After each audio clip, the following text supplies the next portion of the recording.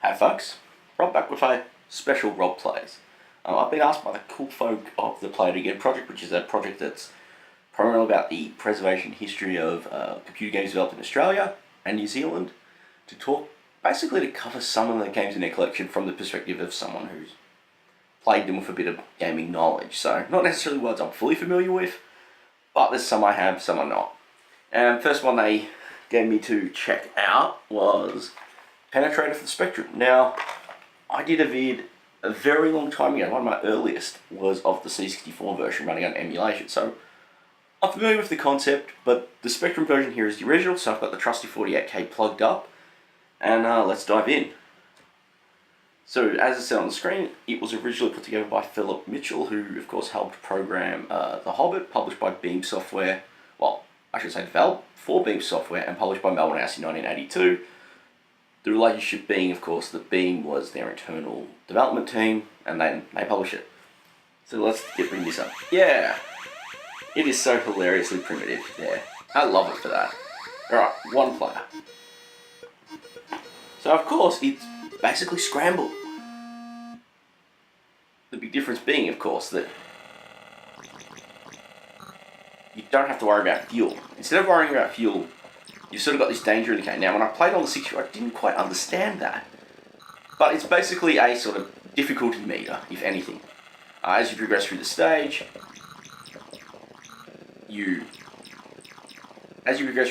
that goes up. I thought you could slow it down by bombing the radars, but no. The other way to actually clear it is to complete the mission, which is get through 4 stages, take out the neutron base, and escape.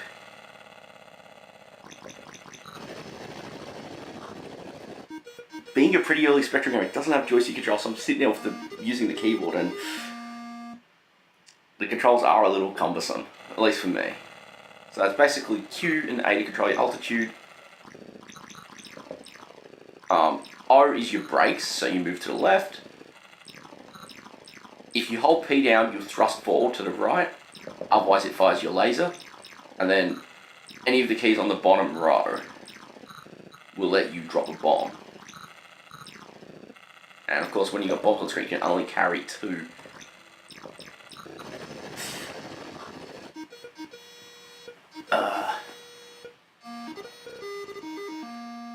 I have to admit, I don't know how this is going to look, but this is actually the first time I'm using a pretty major setup change to how I capture. I've done some test videos before with it, but if this works out well, I was seriously using it for future episodes, and that will mean also opening the window significantly to capturing a lot of other machines. So that's what I'm most excited about. Now, it should be said, this episode ain't one of my regular ones, so I'm not really gonna treat this as special, but hey, if you're here for that. Hopefully you enjoy this look at.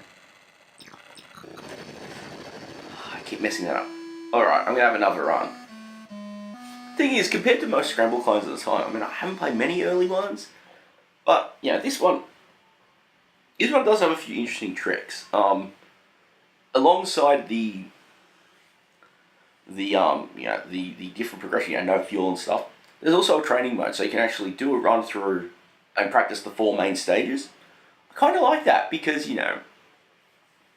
the big thing with playing a game at home compared to playing it in the arcade is really the fact that you have a better opportunity to do that. So you get to practice a bit more without wasting money. You've also got a landscape editor. I haven't really messed around with that. I like the idea of that, being able to just mess around with the landscape and seeing how it puts together. But that's not really the purpose of what we're talking about here for now. Okay.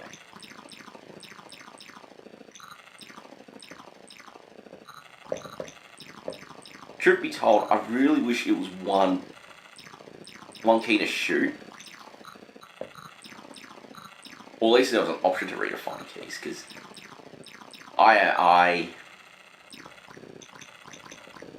I'm sorry, Spec Chums, but I'm not a fan of rubber keys for playing games on. Alright, going pretty well here. Hey, stage 2! And the colour change. And the colour change.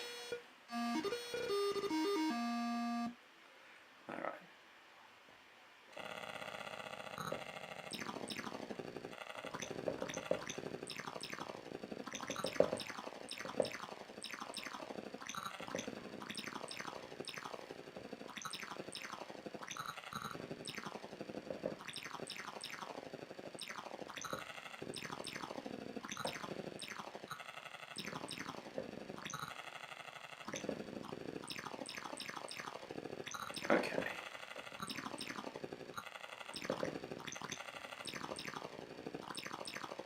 Truth is, I'm pretty decent at normal scramble versions, I mean.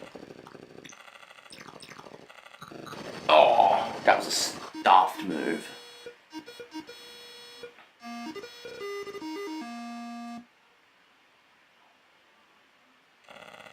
Oh, I gotta do something to high stage.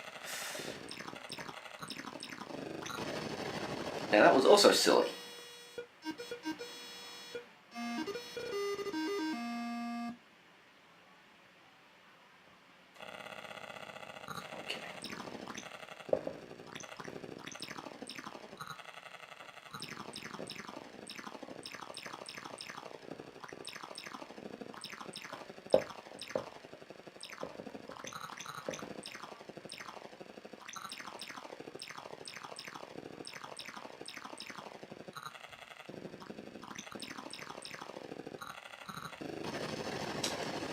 You kind of get used to the strategy though. It's sort of like, don't keep too far forward or backward. You probably just alternate between one. But yeah, I'm really frustrated that you get sent back to start because it's like, I think this is my last life, and I don't know if I'll call this at this point.